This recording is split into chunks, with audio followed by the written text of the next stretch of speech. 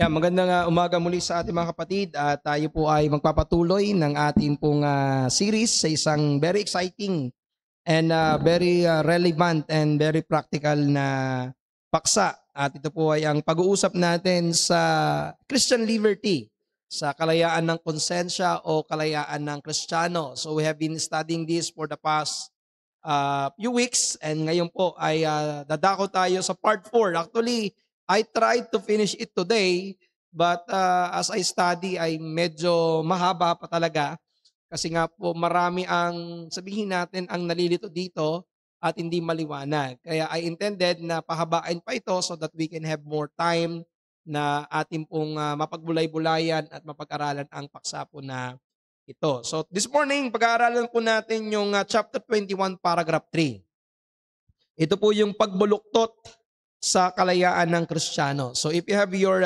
notes, ating pong muling basahin ng sabay-sabay ang ating pong kapahayagan. Ready? Read.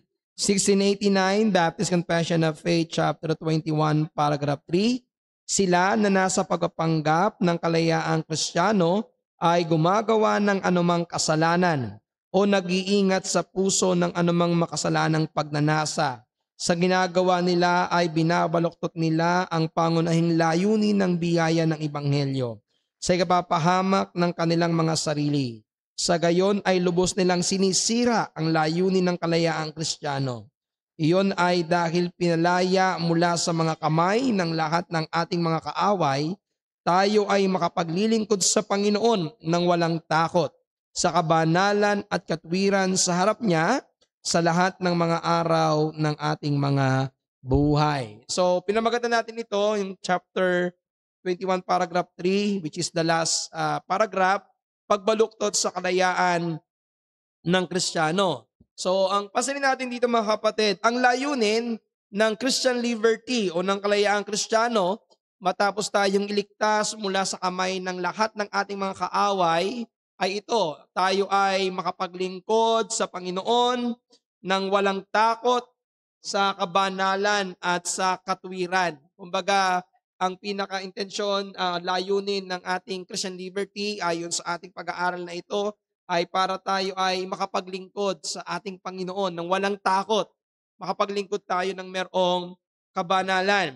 Sa madaling salita, ang Christian liberty ay dinisenyo upang ilapit tayo sa tunay na kalayaan at ito yung pagsunod natin sa Diyos. At pinalaya tayo mula doon sa mga gawa-gawang utos ng mga tao.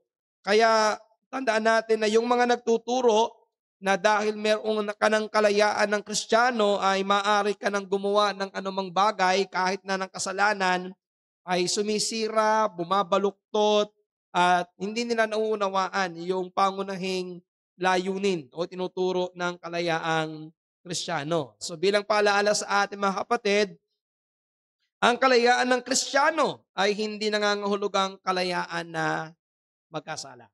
Hindi dahil tayo pinalaya na bilang isang Kristiyano ay malaya na rin tayong magkasala. Bagkus, ang punto natin dito, ang kalayaan ng Kristiyano ay dapat lalong nagtutulak sa atin palayo sa kasalanan at patungo sa pagsunod sa Diyos upang makapaglingkod tayo sa Panginoon. Ang ibig sabihin pala nito, yung dapat nating makita, pinalaya tayo sa pagkaalipin sa kasalanan kay Satanas at sanlibutan para malaya tayong makapaglingkod sa ating Panginoon.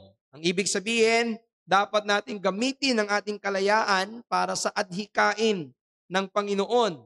Yung makagawa tayo ng mabuti at hindi yung gumawa ng masama dahil pinalaya na tayo mula sa pagkaalipin ng kasalanan. Yan ang maliwanag na sinasabi ng Biblia. Now, if you have your Bible, you can open with me sa aklat ng Romans chapter 6, verse 15 to 18. Roma 6, 15, 18 hanggang 18. Ano nga? Magkakasala baga tayo dahil sa tayo'y wala na sa ilalim ng kautusan, kundi sa ilalim ng biyaya? Huwag nawang mangyari. Hindi ba ganyan nalalaman na kung kanino ninyo inihahandog ang inyong mga sarili na pinakaalipin upang tumalima, ay kayo'y mga alipin niyaong inyong tinatalima. Maging mga kasalanan sa ikamamatay, maging sa pagtalima sa ikapagiging matuwid. Datapwat salamat sa Diyos na bagamat kayo'y naging mga alipin ng kasalanan, kayo'y naging mga matalimahin sa puso doon sa uri ng aral na pinagbigyan sa inyo. At yamang pinalaya kayo sa kasalanan, ay naging mga alipin kayo ng katwiran. Pinalaya tayo sa kasalanan para maging alipin ng katwiran. Ang tanong dito ni Pablo ay dahil malaya na ba tayo, tayo ba ay gagawa ng kasalanan para sumagana ang biyaya? Ang sagot ni Pablo ay meganaito. Ang ibig sabihin doon ay hindi. Okay, double negative. Hindi. Hindi tayo pinalaya sa kasalanan para tayong malaya ng gumawa ng kasalanan. So pinalaya tayo mula sa sumpa at bigat ng kautusan, hindi para baliwalain na natin ang mga utos ng Diyos. Sa halip, lalo pa nating hangarin na sundin ang kanyang utos sa kalayaan sapagat ang mga ito ay mabuti, kaya-aya at nagdadala ng tunay na kalayaan. Kaya tatandaan natin mga kapatid, ang Kristiyanong kalayaan ay hindi kalayaang magkasala, bagkus ay kalayaang gumawa ng mabuti ng nakalulugod sa Diyos. Ang Christian liberty ay kalayaan na gumawa ng mga bagay na nakalulugod sa Diyos. Galatians chapter 5 verse 13. Sapagkat kayo, mga kapatid, ay tinawag sa kalayaan, huwag lamang gamitin ang inyong kalayaan upang magbigay ng kadahilanan sa laman, kundi sa umagitan ng pag-ibig ay mga lingkuran kayo. So wag daw natin gagamiting lisensya ang ating kalayaan para tayo'y gumawa ng kasalanan.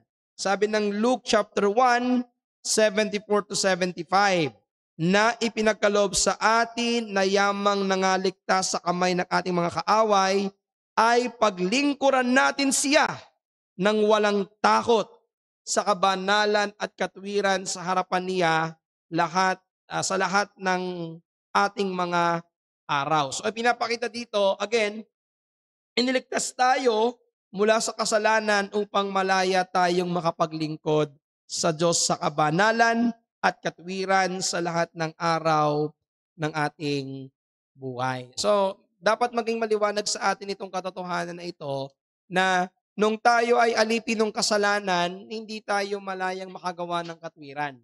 Kasi nga may puwersa ang kaaway na umahad lang para magawa natin yung mabuti. Pero nung tayo pinalaya na ng Panginoon, nagkaroon tayo ng kalayaan na makagawa ngayon ng kabutihan na hindi na napipilit o nakahadlangan ng kaaway.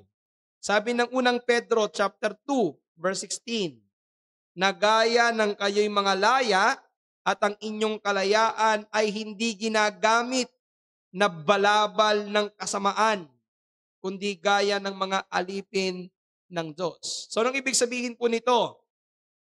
Tayo ay pinalaya sa kasalanan upang maging alipin ng katwiran ng Panginoong Hesus. Tayo ay malaya na sa kasalanan, kaya dapat tayo ay nagiging alipin ng katwiran. Mamaya na kayo magwalis. Baka mamaya makarating na yung tambo doon sa likod. Okay. So, ang paalala sa atin, ang ating kalayaan ay hindi ginagamit na balabal ng kasamaan. Pag sinabing balabal, hindi ginagamit para takluban yung kasamaan. Alam niyo, yung gamit ng balabal is para takluban ng katawan. Diba? So parang sabi dito, huwag mo gamitin ang iyong kalayaan para maging balabal ng kasamaan na para bang magtataklob ka para hindi makita na ikaw ay gumagawa. Now, ano yung obserbasyon na ating makikita ngayon sa ating panahon? Yung katuruan po kasi ng kalayaan ng Kristiyano o kalayaan ng konsensya ay hindi na masyadong nakikilala o hindi na masyadong napapansin ng maraming mga Kristiyano. Hindi ito alam ng marami kasi nakasanayan na natin na bilang mga mananampalataya ay maabuso o maalisan tayo ng kalayaan ng ating konsensya nang hindi natin namamalayan. Hindi mo alam na meron na palang nawala sa iyo yung kalayaan ng konsensya. Bakit? Meron dalawang dahilan. Una, yung pagdidikta ng mga pinuno sa magiging paraan ng kanilang pamumuhay. Yung tayo po ay nabubuhay sa panahon ng maraming do's and don'ts. Ito yung bawal, bawal, bawal. At meron dalawang idea na nagbabawal. Una yung tinatawag nating fundamentalism at yung pangalawa is yung legalism. Now, merong good side naman yung fundamentalism. Pag sinabi nating fundamentalismo, from the word fundamental, pinangahawakan nito yung mga pinakamahalagang turo ng Biblia. Kapag nakita niyo yung mga fundamental ganito, fundamental Baptist, ang sinasabi nila, we are fundamental because we are holding forth doon sa mga doctrinal na katotohanan. For example, pinangahawakan namin ang deity of Christ, ang Trinity, yung virgin birth, yung sinlessness o kawalan ng kamalian ni Kristo, yung kawalan ng kamalian ng Biblia at marami pang mga sabi natin mga orthodox doctrine. So we say fundamental kasi pinangahawakan namin yung mga pinakamahalagang doktrina ng Biblia. Now, masasabi natin na malusog ang fundamentalism kung pinapanatili nito yung mga magagandang at mga matitibay na doktrina. Kung patuloy mong ipinaglalaban yung katotohanan ng salita ng Diyos at ipinapakita yung pag-ibig at biyaya. But there is a bad side ng fundamentalism na kapag hindi nabantayan can erode sa other side. The right side is good, but kapag hindi nabantayan ng fundamentalism, it can erode to the left side, which is a bad part of the fundamentalism. Ano yon? Yung kapag itinataas na yung sarili kaysa iba. Now, there are tendency na kapag ikaw ay nasa fundamental view, is tingnan mo ang iyong sarili na kami lang ang tama. Na kami lang yung banal. Na kami lamang yung dapat nyong paniwalaan. Kaya ang marami may kita natin kapag nasa fundamental group is separatist. Ang tingin nila sa kanilang sarili ay mas nakakaangat sila kaysa iba. Kasi nga kami yung pinakatama. Now, yung idea na ito ay, bagamat ito ay originally nasa idea ng fundamental, but ito ay nakakahawa sa ibang mga churches at nakikita nila na we are the only right churches. So, hindi po nagiging malusog ito kapag ganito na yung nangyayari. Kapag ating tinitingnan ng ating sarili na mas mabanal tayo kaysa iba. Kaya makikita po ninyo yung mga term na holier than thou attitude. Yung mas banal kami kaysa inyo. Nagiging mali din yung fundamentalism kapag ito ay nagsisimula ng magbawal ng mga bagay na hindi naman ipinagbawal ng Biblia. So, now kapag dumating na yung fundamentalism, doon sa pagbabawal ang hindi pinagbabawal, papasok na siya doon sa other side, which is ang legalism. Na pag sinabi nating legalism, ito yung pananampalataya na nakabatay sa pagsunod sa batas para maging katanggap-tanggap sa Diyos. So, yung idea ng legalism, kailangan mong masunod itong mga kautusan na ito para ikaw ay tanggapin ng Diyos. Gaya po ng Judaism. Meron silang napakadaming set of law na merong batas na dapat mong sundin at hindi mo dapat gawin. Na para bang if you do this, you are saved. If you do not do this, you are not saved. So ang nagiging basihan ng kaligtasan ay yung pagsunod mo sa mga bawal at hindi. At ang problema ng legalismo, nagdadagdag ng mga utos na hindi naman iniutos ng Diyos. Naalala niyo po yung binanggit ko sa inyo dati sa mga Pariseyo na nagdadagdag sila ng mga utos na hindi naman iniutos ng Panginoon, lalo na sa halimbawa yung sa Sabat. 'Di ba? Yung talagang lahat na lamang ng bagay na gagawin mo sa Sabat ay bawal. Kasama doon yung bawal kang manalamin, baka makakita ka ng dumi sa iyong mukha at ikaw ay magtrabaho, maglinis ka ng mukha mo, makakita ka ng puti, magbunot para sa kanila kasalanan na yon kasi you work. 'Di ba? Yung bawal kang magluto ng araw ng Sunday kasi ng Sabat kasi yun ay trabaho. Kumbaga lahat ng gawain ay nagiging bawal. At kapag hindi mo 'to ginagawa ay nakakasala ka sa Panginoon. So maraming do's and don'ts, nagiging legalism po 'yan. At nagiging legalism din kapag nanguhusga ka na sa kapwa mo kahit sa mga adiapura or mga things indifferent.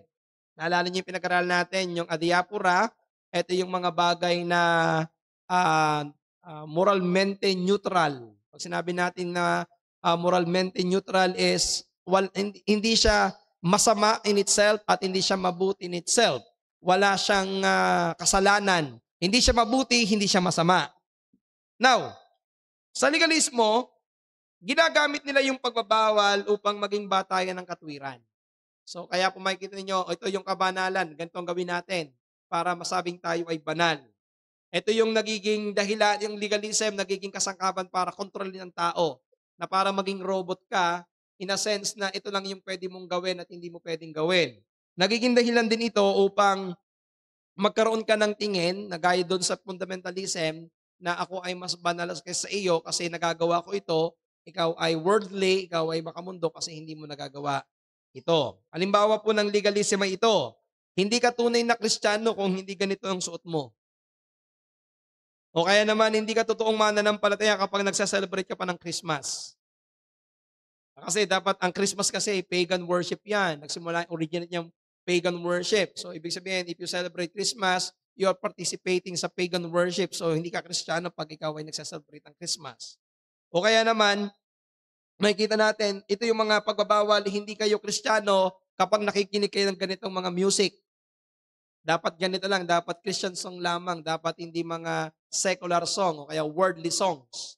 Kapag ikaw nakita mo yung isang tao na nag-post na kumakanta ng isang secular song o kaya ng worldly song na binigyan natin ng definition o sinabi ni Ate Crisel last time na yung secular song is any song na pwedeng wholesome, pag worldly song, some of the songs na promote ng mga idolatry, ng immorality, ng vices. So pag nakita na nagpo-post ka, kumakanta ka sa video, okay. At ang kinakanta mo ay worldly song or secular song, naku, hindi Kristiyano yan. Kasi kumakanta ng mga kantang makamundo o mga kantang hindi Kristiyano. So ito yung nagiging dahilan kapag legalist ang isang tao, you see it na parang nakakasala agad sila. So, ang pagsunod sa mga pagbabawal ng walang matalinong pagkukumbinse ay pagsuko ng budhi. So kung ikaw ay, hindi ko to ginagawa kasi sabi ni ganito. Sabi ni ganito, sabi ni pastor, sabi ni church, hindi ko to pwedeng gawin. Nang wala kang maliwanag na biblical reference at wala kang maliwanag na pagkaunawa, you are surrendering your conscience. Okay? Sinusuko mo ang iyong budhi. Kaya tatandaan nyo ito mga kapatid. Malibang maunawaan ng isang tao mula sa matalinong pagtuturo ang isang gawain ay masama at kasalanan, doon lamang niya ito tunay na titigilan. So mamaya may papaliwanag ako sa inyo tungkol dito. Pero ito, ang isang tao kahit pagbawalan mo ng pagbawalan, kung hindi niya naunawaan ang iyong ipinagbabawal, bakit may pinagbabawal, yan ay patuloy niyang gagawin kahit na sikreto o nakatago. Okay? Now, ano yung pangalawa? Yung una, pagdidikta ng mga pinuno sa magiging paraan ng kanilang pamumuhay. Yung pangalawa, pamimilit ng mga pinuno na panghawakan o paniwalaan ang kanyang doktrina kahit walang matalinong pagkakumbinse o paniniwala at walang biblikal na basihan. Yung una, paraan ng pamumuhay, ito naman yung doktrina. Ano ang halimbawa nito? Yung pinag-aralan natin last week, implicit faith. Now, tingnan natin ito ngayon in the light ng evangelical churches. Nag-impose tayo ng implicit faith o nag-impose tayo ng bilanggo ng konsensya kapag ipinipilit natin na ang isang doktrinang ito ay dapat nung panghawakan walang matibay na biblikal na prinsipyo o katunayan. For example, King James lamang ang inspired version ng Biblia. King James lamang ang pwede mong gamitin. Hindi ka pwedeng gumamit ng NIV, ng NASB, ng ESB. Kasi King James lamang ang Bible. Yan ang sabi nila. O kaya naman ganito, Baptist lamang ang ikakasal sa Panginoong Yesus. Ang tawag dito, Baptist Brider. Yung mga Pentecostal, mga Charismatic, mga Presbyterian, audience lang kayo. Baptist lamang ang ikakasal. Okay? O kaya naman, kung mahal mo ang Diyos, kailangan 100% kang loyal sa pastor mo. So, loyalty to the pastor. That's not the anointed. Kapag ang pastor binangga mo, binabangga mo ang Diyos. Yan yung mga doktrina ng implicit faith. Ito pa, huwag kayong magbabasa ng ibang books. Maraming mali dyan. Huwag kayong makikinig sa ibang preacher. Maliligaw kayo. Sa akin lang kayong makinig. Ito yung mga implicit faith na ipinipilit mo sa mga miyembro na wala namang matibay na basihan o walang matibay o biblical na guideline. So, tandaan niyo ito mga kapatid, ang tunay na pagsunod ay dapat nagmumula sa maliwanag na pagkaunawa ng salita ng Diyos. Sabi ng Romans chapter 14, verse 5b, bawat isa ay magtibay sa kanyang sariling pag-iisip.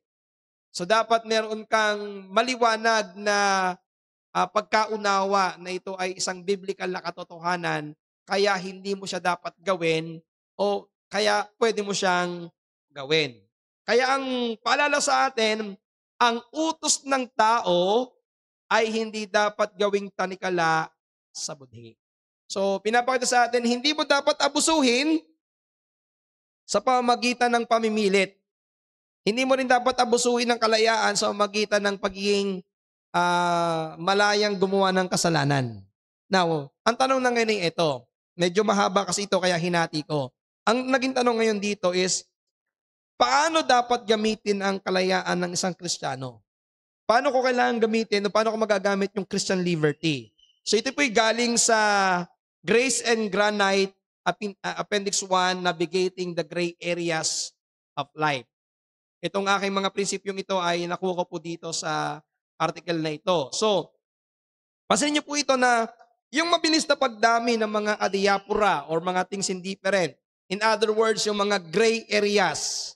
Pag sinabing gray, hindi black, hindi white, hindi maliwanag. Gray areas ang tawag natin dito. Yung mabilis na pagdami nito ay humahamon sa mga mananampalataya na matutong tumingin ng tama at paano tumugon in light with the scripture and in light with the brethren o sa pagtingin natin sa kasulatan at saka sa kapatiran. Napakahalaga na ang bawat mananampalataya ay marunong tumugon sa mga ganitong usapin sa isang makadiyos na paraan upang mapangalagaan natin yung pagkakaisa at kapayapaan ng iglesia. Bakit po? Kasi in reality, dito nagkakaroon ng maraming communication, misinterpretation na nagkokos ng division at nagkokos ng pag-aaway. Kasi po, ang tingin mo ay mali ito, pero yung tingin ng iba ay tama. At hindi kayo kasundo sa gitna. Kaya anong nangyayari, may mga churches, na mga member ng churches na dinidisfellowship nila yung grupo na ito kasi itong grupo na to gumagawa ng ganito, kami ay gumagawa ng ganito. Nagkokos siya ng division. Kaya importante sa church natin, sana nga mapakinggan to ng lahat ng mga miyembro so that when we look with some members of the church doing something like this, hindi ito mag-i-erode sa atin na ay mali siya or mag-isip agad ng masama sa kapatid na ito. Kailangan makita natin ito. Dahil nakaugnay sa pampublikong patutuo ng iglesia ang pagkakaisa nito. Ibig sabihin, napakahalaga na yung church ay mayroong pare-parehas na kaisipan. Kasi if we have one mind, we will attain the unity of the church. Now, liwanagin ko muna. When we say things indifferent, adiapura, or gray areas, una, ano yung hindi pinag-uusapan sa Kristiyanong kalayaan? Dalawang bagay. Una, hindi ito mga theological or biblical na issue na maliwanag na itinuturo ng banal na kasulatan. When we say things indifferent or adiapura, we are not talking about mga fundamental truths. Hindi ito tumutukoy sa pagka-Diyos ni Kristo, kapanganakan ni Kristo, yung virgin birth, yung kanyang atonement, yung substitutionary atonement, yung kanyang resurrection, yung pagiging tagapagligtas ni Kristo, yung kawalaan ng kamalian ng Biblia, yung pagiging soberano ng Diyos, yung pagiging makasalanan ng tao. Hindi ito tumutukoy dito kasi itong mga bagay na ito ay mga black and white. Ang ibig sabihin po nito, mga katotohanan na nagpapakita ng absolute truth. Mga maliwanag na katotohanan itinuturo ng Biblia. So, pag sinabi nating diapora, hindi natin tinutukoy dito yung mga clear, crystal clear na doctrine of the Scripture. Pangalawa, hindi rin natin tinutukoy dito yung mga moral issue o mga kaugalian na maliwanag na tinutukoy ng Biblia. Hindi mo pa sabihin gray area ito kasi ito ay maliwanag na iniutos na hindi mo pwedeng gawin. Halimbawa, pagsinungaling, hindi pwede sabihin gray areas yan. Nagsisinungaling ang isang tao, hindi, freedom niyo yung magsinungaling kasi gray areas yan. Hindi po yun. Morally, makikita natin kasama ito sa utos ng Panginoon. Ikasyam na utos, wag kang sasaksi sa hindi katotohanan. Thou shall not bear false witness. Pandaraya, pagnanakaw, pangangalunya, sexual na immoralidad, idolatry, homosexual, at iba pang mga moral issues na binanggit mismo ng Biblia na sinasabing ito ay kasalanan. Ang ibig sabihin, direkta, na kapag ito ay ginawa ng isang mananampalataya, hindi mo pwedeng sabihin, ay, ano niya yan? Christian liberty niya yan na magkaroon ng dalawang asawa. Hindi pwedeng gawin yun. Hindi pwedeng sabihin, ay, Christian liberty niya yan na kumuha ng hindi kanya. Kasi merong specific law na sinabi ang Panginoon patungkol dito. So, ang ibig sabihin, kapag nakakita ka na sa Kristiyano na gano'n ang ginagawa, meron kang right na siya ay sitahin o i-review kasi merong clear, mga black and white na kautusan ng Biblia na sinasabi kasalanan yon. Okay? So, hindi natin tinutukoy yung mga doctrine na maliwanag na sinabi ng Biblia, hindi natin tinutukoy yung mga sin na maliwanag na tinukoy ng Biblia. Kapag pinag-uusapan natin ng adiapora, again, ito yung mga moralmente neutral. Walang iniutos na hindi mo pwedeng gawin at hindi iniutos na gawin. Therefore, ito yung dapat. Sa mga bagay na adiapora, kailangan ang biblical na karunungan upang makagawa ng tamang desisyon. Kaya nung pinag-aralan natin last week, di ba, ang tao binigyan ng konsensya. But yung konsensya, hindi siya yung ating perfect guide. That's why yung ating konsensya ay dapat guided ng salita ng Diyos. So your conscience will have sabihin natin, mas matimbang na pagdedesisyon ng tama kung ikaw ay nakaangkla sa salita ng Diyos. Kaya, ano yung mga prinsipyo na dapat nating isipin? Ito ay dalawa lamang yung una kong ibibigay sa inyo. Next week natin ibibigay yung iba. Una, ito. Kapag ikaw ay nakaharap sa isang desisyon, kung ito ba ay gagawin ko o hindi, things indifferent, ang inyong itatanong sa inyong sarili ito, magiging spiritual na pakinabang ba ito sa aking buhay at sa iglesia? Halimbawa, babalik tayo doon sa mga pag ako ay uminom ng alak. Makakapagpatibay ba ito sa akin at sa iglesia? Kapag ako ay kumanta ng ganitong mga awit sa harapan ng mga miyembro, ito ba ay makakapagpatibay sa kanila o hindi? Kapag ako ba ay sumayaw sa harapan ng mga miyembro, ito ba ay makakapagpatibay o hindi? Kapag ako ay nagpatato, ito ba ay makakapagpatibay o hindi? Kapag ako ba ay naghikaw, kapag ako ba ay may kinain na ganito, ako ba ay makapagpapatibay, ito ba ay makapagpatibay sa akin o hindi? So, hindi natin sasabihin na bawal. Na bawal kumanta, bawal magpatato, bawal maghikaw, bawal sumayaw. Huwag kayong tumingin doon sa isang tao na gumagawa nito na agad siya ay nagkakasala kasi nga things indifferent ito. Pero kung ikaw yung nasa posisyon para gawin yun, ang una mong itanong, magiging pakinabang ba ito sa aking buhay at sa buhay ng iglesia? Ito ba'y makakatulong sa aking spiritual na paglago, sa aking maturidad, upang ako ay maging higit na kawangis ni Kristo? Ito ba'y nakapagpapatibay at hindi wawasak sa aking buhay at sa espiritualidad ng iglesia? So, ang ibig sabihin pala ganito, ang guided question mo, is ito ba'y merong may gagawang building up sa aking characteristic, building up sa church? Yun ang tinitingnan natin. Pakinggan niyo yung talata ng Biblia, napakaganda. You have your Bible, 1 Corinthians 10:23. Maliwanag sinabi ni Pablo, lahat ng mga bagay ay matuwid. Now, he is not saying na lahat ng bagay ay pwede mong gawin kahit yung kasalanan. He is talking about things indifferent. Okay, yung mga adiapura. Ibig sabihin, lahat ng bagay pwede mong gawin, ngunit hindi lahat ng bagay ay kapaki-pakinabang. Lahat ng bagay ay matuwid, ngunit hindi lahat ay nakapagpapatibay. Ito yung napakagandang guideline sa pag tayo ay gumagawa o nasa things indifferent. Sa Korinto, ang konteksto po nito, ito po ay nasa context ng pagkain, ng mga pagkain inialay sa Diyos-Diyosan. Sa Korinto, may mga pagkain nagmumula sa mga pagan temples. Kasi sila talaga noon naghahanda para ialay sa mga paganong templo.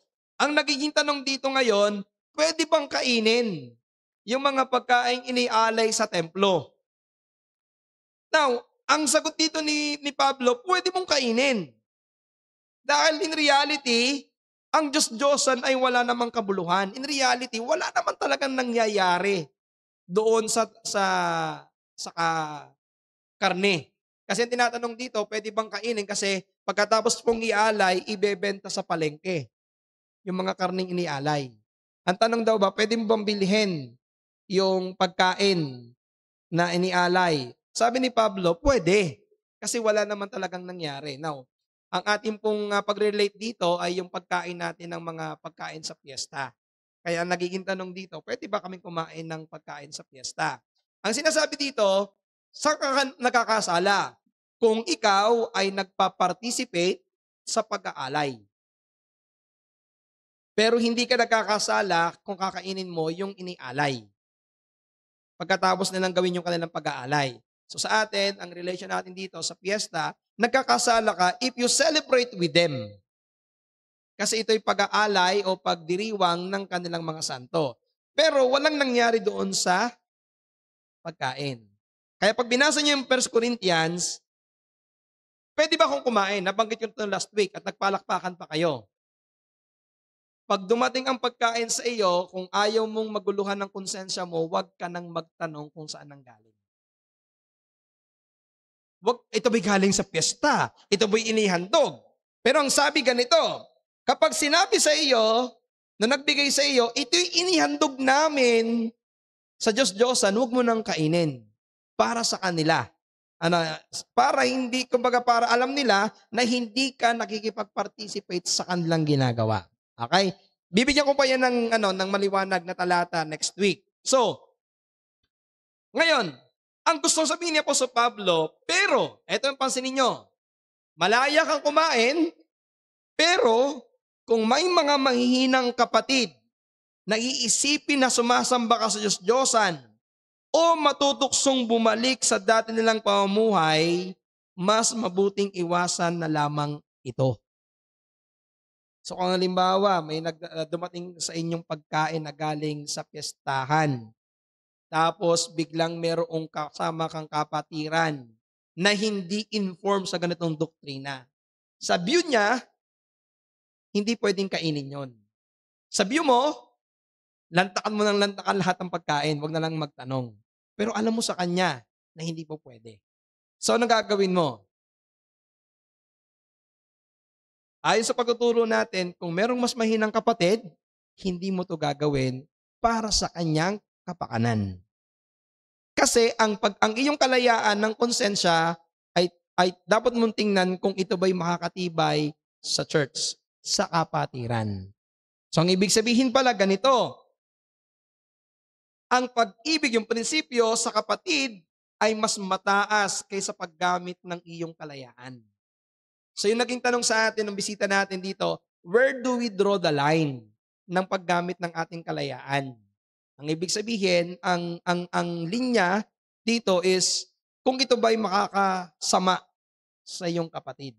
Kailangan ng iyong kalayaan, tingnan mo rin yung pag-ibig sa kapatiran. Ang ibig sabihin, ang kalayaan ng Kristiyano ay hindi lamang para sa personal na kasiyahan, kundi may layunin ding papagtibayin ang isa't isa o yung tinatawag nating mutual edification.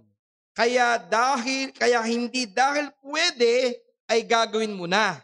Dapat mo munang tingnan ito ba ay magiging kapakipakinabang sa iyo at sa kapatiran sa iglesia. So ang ibig sabihin, may mga bagay na pwede, ngunit hindi makakabuti. Yung pala yun. Pwede mo namang gawin, kaya lang hindi makakabuti sa iyo at hindi makakabuti sa kapatid. Now, ito naman. Sa akin naman, pwede ko siyang gawin. At sa tingin ko yung makakabuti sa akin, syempre, pag kumain ako, ako'y mabubusog. So, ang gagawin ninyo, huwag niyong kakainin, nakasama sila. Kapatid, umalis ka muna at ako'y gutom na. At ako'y makakain. hindi ganun na. Ang ibig sabihin, gagawa kayo ng paraan na gusto niyo magawa yung inyong kalayaan na hindi makakatisod sa kapatiran. You want to sing, for example, you want to sing something, a song like this.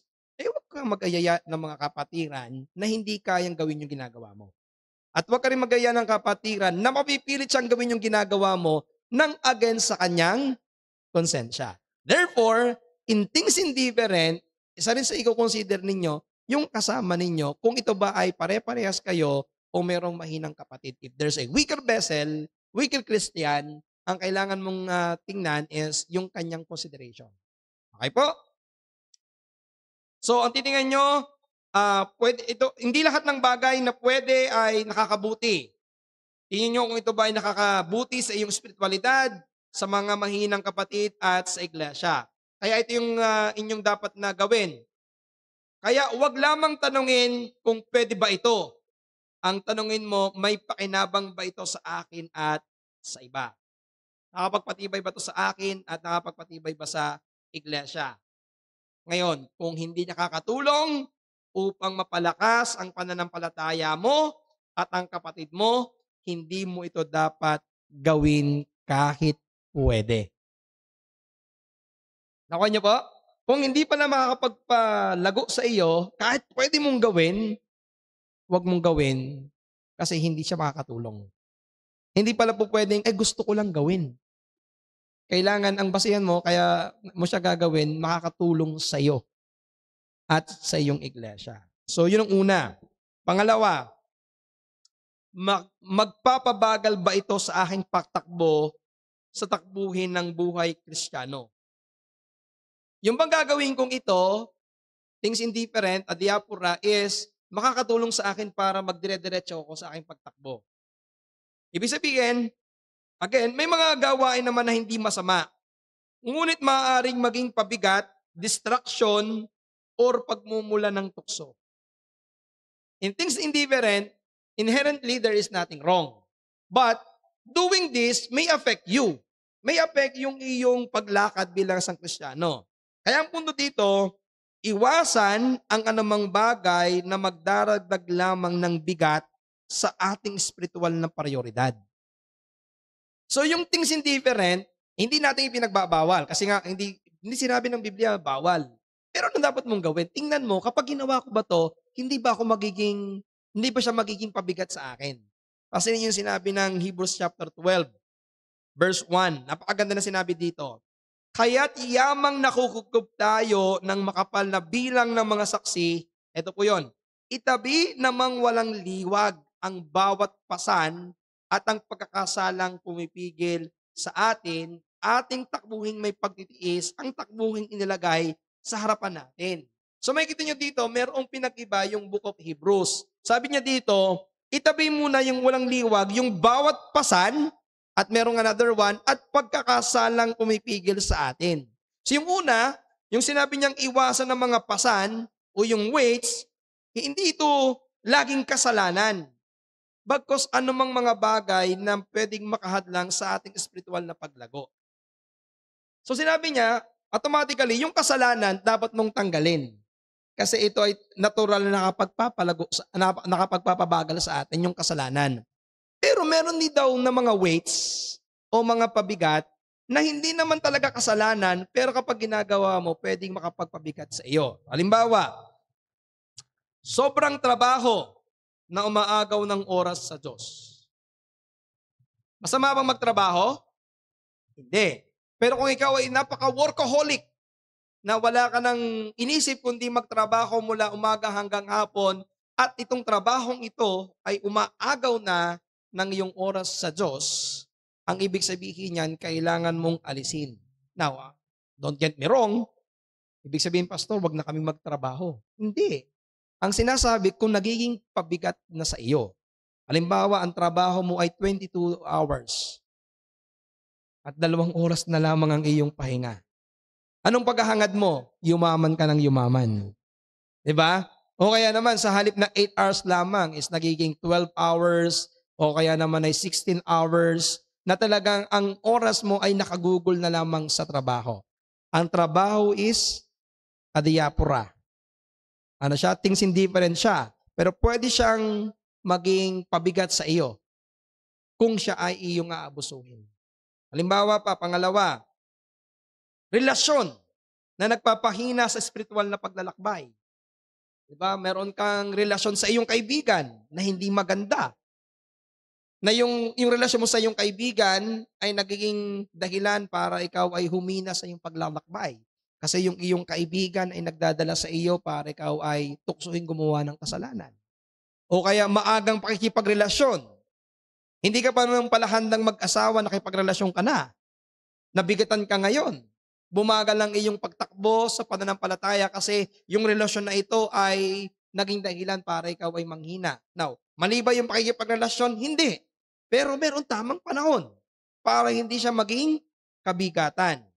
Halimbawa, sobrang panahon sa social media na umuubos ng ating oras sa halip na mag-aral ng Biblia. Diba? Mali ba ang social media? Hindi naman. Pero things indifferent siya. Pero paano siya nagiging sagabal? Kapag yung oras na dapat ilaan mo sa iyong pamilya, sa iyong devotion, sa kapaki-pakinabang na bagay ay nauubos. Eh in reality po, marami sa atin dito, kasama na ako, malimit ay hindi napapansin yung bilis ng oras ng paggamit ng social media. Diba, minsan, gaganong ka lang, isang click lamang na gano'n, maya-maya, isang oras na pala. Nasayang na 2 oras. Now, siguro isang araw, okay lang, pero yung isang linggo na gano'n lamang, tingnan nyo kung gaanong karaming oras ang ating, di ba, yung mga cellphone natin, meron yung tracker ng time na ginamit mo sa social media. Makikita ninyo, 4 na oras. Hindi ko na naalala yung survey, pero may mga survey na more than 4 hours ang ginugugol sa social media. Now, kung yun ay ginagamit para sa negosyo o para sa ibang bagay, halimbawa ay panonood ng mga preaching, walang problema. Pero kung yan ay para lamang sa pleasure, yan ay magiging kabigatan. Mali ba ang gumamit? Hindi. Hindi natin ipagbabawal na huwag kayong mag-Facebook, huwag kayong mag-Twitter. May Twitter pa ba? X na yata ngayon yun. Tama ba? Instagram, di ko alam eh. Hindi ko alam. Ano ba yung X? Yun ba yung Twitter? Hindi ko kasi, wala kasi akong Twitter, wala akong Instagram eh. Facebook lang. So, mali ba magkaroon ng ganun? Hindi mo siya mali. Hindi ko ipagbabawal. Oh, mga members ng SRBC mula sa araw na ito, wala na tayong social media account. Hindi natin gagawin yon. But, ang paalaala, kung yan ay nagiging kabigatan para kayo makatakbo ng matulin, huwag mong gawin. Pangatlo, mga hobbies, pleasure, na umuubos ng lakas, oras at kayamanan. Hindi ko, again, sasabihin sa inyo, kasalanan pumunta kayo ng Boracay, o kaya naman yung maglaro ng basketball, o kaya maglaro ng ganito, mag-hiking. Hindi natin sabihin siya na kasalanan. But, pwedeng yan ay maging dahilan para bumagal ng iyong pagtakbo sa pananampalataya mo kung yun na lamang ang iyong ginagawa at nawawala ang oras para sa Panginoon. So, sa mga things indifferent, kailangan mong tingnan, ito ba ay pagpabagal sa akin? So, hindi man kasalanan ng mga ito, pero maaari siyang maging hadlang sa pagtakbo. Tandaan ninyo, ang isang runner ay hindi nagdadala ng mabigat na bag kapag siya'y tumatakbo.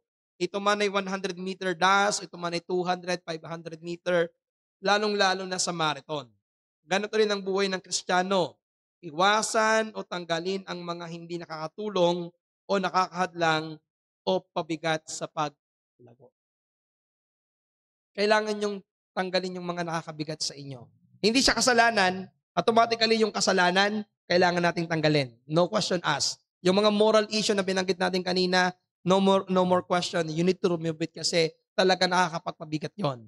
Pero sinasabi dito, may mga bagay na hindi naman kasalanan, pero pwedeng makapagpabigat sa iyo. Kaya dapat mong tanggalin para makatakbo ka ng dire-diretso. Tandaan po ninyo, ang takbo natin ay hindi po mabilisan. Ang takbo ho natin ay marathon, pang matagalan. Kung lagi kang mabigat, ang yung daladala, hindi ka tatagal. Bibigay ka ng maaga. Kaya magpagaan ka ng timbang. Sa spiritual ha. Hindi ho yung katawan ng sinasabi ko. Ang kailangan po yung spiritualidad natin. Kung maraming pabigat, kailangan siyang maalis. Another verse. 1 Corinthians chapter 9. Verse 24 to 27. Sabi dito, hindi ba ganinyo nalalaman na ang mga nagsisitakbo sa takbuhan ay tumatakbong lahat, ngunit iisa lamang ang tumatanggap ng gantimpala. Magsitakbo kayo ng gayon upang magsipagtamo kayo. At ang bawat tao na nakikipaglaban sa mga palaruan ay mapagpigil sa lahat ng mga bagay. Ginagawa nga nila ito upang magsipagtamo ng isang putong na may pagkasira, ngunit tayo'y niyaong walang pagkasira. Now, ang gusto ko lamang bigyan dito ng pansin, yung katulad ng sinasabi dun sa Hebrews, ang isang atleta dapat ay merong disiplina. Para manalo, kailangan niyang iwasan ng anumang makakahadlang, kontrolin ang kanyang katawan at maging disiplinado. Halimbawa, kung ikaw po ay isang boxer, para ikaw ay manalo sa boxing, hindi po pwedeng lahat na lamang ng gusto mong kainin ay kakainin mo. Di ba ang mga boxer, meron silang mga weight category. So, hindi po pwede, boxer naman ako, magaling naman akong manuntok. Kahit anong timbang kong hindi, may weight category. Kung ikaw tatakbo ng marathon, tatakbo ka ng isang takbuhin, kailangan disiplinahin mo ang sarili mo. Hindi po pwedeng tulog ka ng tulog kung ikaw ay basketball player. Ibig sabihin, ang ginamit ni Apostol Pablo dito, yung larawan ng isang manlalaro na to win, there are something na kailangan niyang i-withdraw. To win, kailangan niya ng disiplina. Nang sabi niya dito, kung ito nga, ginagawa nila para magtamo lamang ng reward na panglupa. Tayo, ang ating inaasahan ay reward na panglangit. So ano yung keyword dito? Sa buhay ng Kristiyano, hindi ang kailangan ay ang pagbabawal mula sa labas, kundi ang pangloob na disiplina at kontrol. So hindi ang panglabas na mga pagbabawal ang nagpapanatiling banal sa Kristiyano, kundi ang pagbabago ng kanyang puso at isip na magreresulta ng pagbabago ng kanyang mga ginagawa. So ang tandaan natin, ang pagbabawal mula sa labas ay hindi nakapagbabago ng puso. Hindi pala nagsisimula yung pagbabago outside. Kaya pala kahit na kayo magbawal, hindi totoong nababago ang tao. Kasi panlabas lamang. Ang pagbabawal sa labas ay maaari lamang magkontrol ng ugali, magbawal ng kilos, at magbigay takot sa tao. Pero, hindi totoong nababago ang puso, napapatay ang kagustuhan sa kasalanan, o napipigil ang lihim na pagnanasa at hindi nagigresulta ng tunay na kabanalan. So yung palang, kahit pala kayo magbawal sa inyo na magbawal, kung hindi na bago ang puso nyo, hindi talaga magbubunga ng tunay na pagbabago. Kaya pag sinabi natin, bawal na ditong manigarilyo, bawal lang yan dito. Pero hindi bawal sa bahay mo. Hindi bawal sa pag nag-iisa ka, pag nasa gubat ka at malamok. Diba? Parang makikita mo, hindi siya bawal kapag ikaw na lang. Kasi ang pagbabawal, panlabas.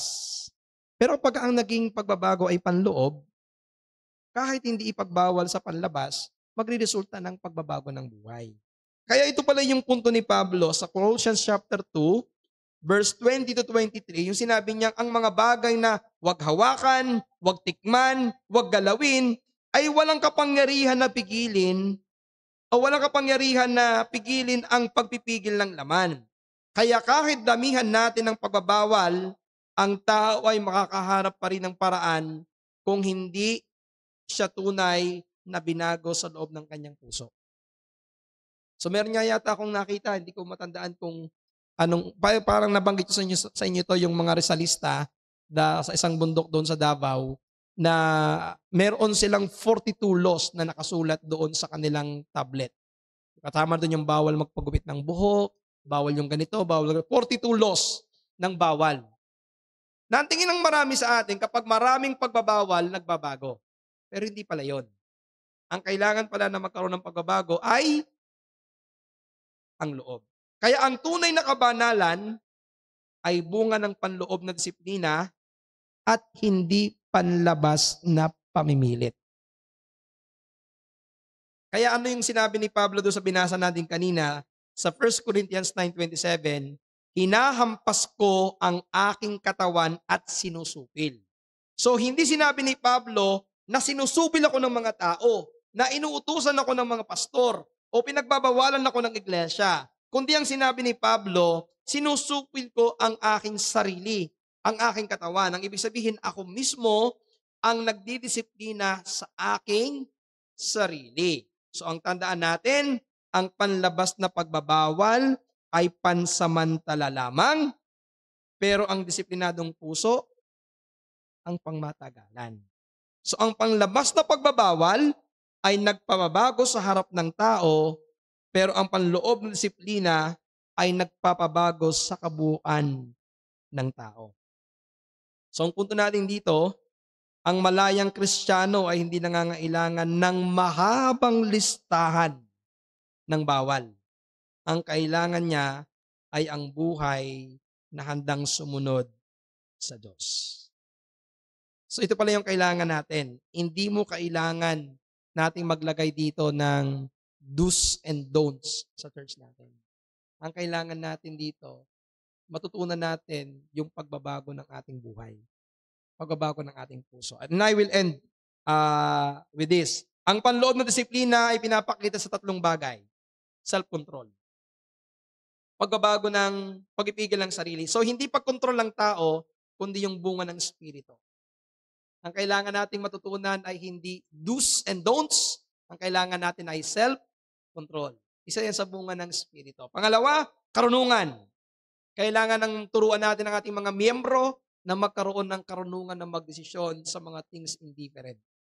At paano yon? Kailangan maging grounded sa salita ng Diyos. At pangatlo, kailangan mong tingnan yung pag-ibig. Na hindi lahat ng pwede gagawin mo, kailangan mong tingnan ito sa pag-ibig sa kapatiran. So ang pagbulay-bulayan natin mga kapatid, sa Kristiyanong kalayaan, mas malaking hamon ang panloob na kontrol kaysa panlabas na bawal. Actually, mas mahirap po yung ituro mo yung self-control. Pero yun ang dapat natin gawin. Madali kasing sumunod sa bawal at magmukhang banal. Pero ang resulta ho nito, hypocrisy. Diba? Yung sa harap ng mga miyembro, hindi mo ginagawa. Pero sa harapan ng Diyos, ginagawa natin. Yun yung resulta ng bawal, bawal, bawal. Kaya sa totoo lang, dito ho sumasakit ang ulo ng mga pastor. Kasi yung pastor, ang gusto naman talaga ng pastor ay maging maayos sa mga miyembro. Wala naman pastor na gustong ang kanyang mga miyembro ay pariwara. Kailan nangyayari ganito? Dahil ang mga pastor nagseset ng maraming bawal sa church. At in-expect niya dahil sinabi niya na bawal, susunod ang mga miyembro. Kaya ang maraming mga pastor nagiging secret agent. Secret investigator na laging binabantayan ng mga miyembro kung sinusuway yung utos niya. Kaya marami mga pastor pumuputi na ang buhok. Kasi sa stress, kasi bantay dito. Sumayaw na naman sa TikTok. Ito na naman to. Naku, nakita ko na naman. Kumakanta na naman sa video, okay.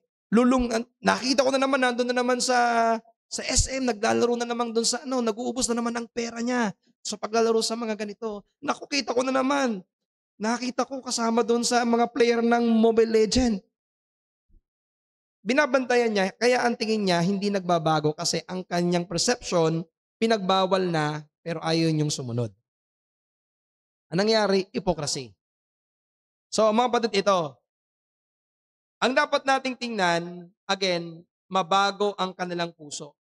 Baguhin sila ng Panginoon sa magitan ng kanyang salita. Kaya ulitin ko sa inyo, hindi tayo dapat nagbabawal at huwag niyong tingnan yung isang kapatid na gumagawa ng kanyang kalayaan na siya'y nagkakasala na, kalayaan niya yon sa things indifferent. But, ang paalala sa atin dito mga kapatid, lagi niyong titingnan, yung kalayaan mo ay dapat mong tingnan sa pag-ibig.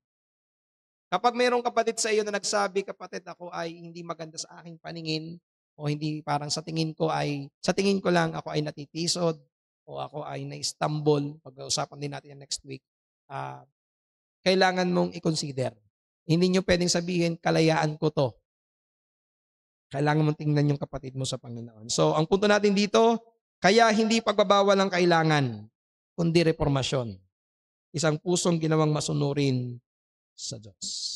So next week ko na itutuloy yung mga ilang katotohanan dapat tandaan kasi medyo mahaba pa to. Idadagdag ko na lang to next week. So ang kailangan natin mga kapatid, reformasyon ng puso. At hindi maraming pagbabawal. Okay? Any question po? Or any comment?